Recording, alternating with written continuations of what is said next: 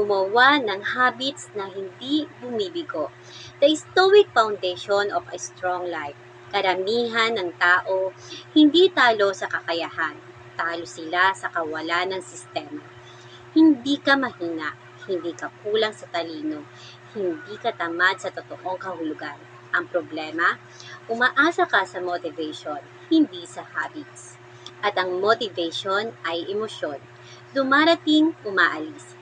Parang panahon. Pero ang stoicism ay hindi nakabase sa emosyon. Ito ay nakabase sa disiplina at prinsipyo. Sabi ni Marcus Aurelius, waste no more time arguing what a good man should be. Be one. Hindi niya sinabing feel like one. Hindi niya sinabing wait until motivated. Ang sabi niya, be one. Ano ang habits na hindi bumibigo?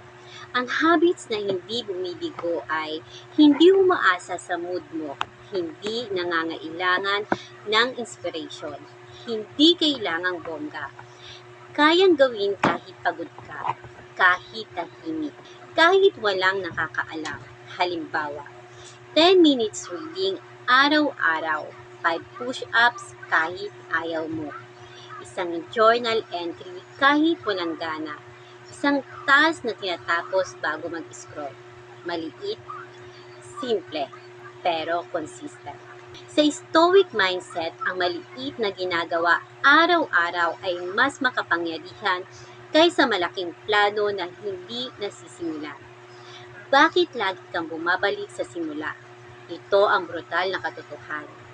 Hindi ka bumabagsak dahil mahirap ang goal mo. Bumabagsak ka dahil wala kang fallback system. Kapag mahina ka, kapag motivated ka, ang galing mo. Kapag pagod ka, nawawala ka.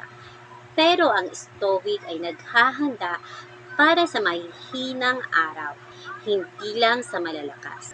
Ang tamang tanong ay, ano ang kaya kong gawin kahit ayaw ko? Doon nagsisimula ang tunay na pag-angat. Hindi mo kontrolado ang gana mo, emosyon mo, validation ng iba, resulta agad.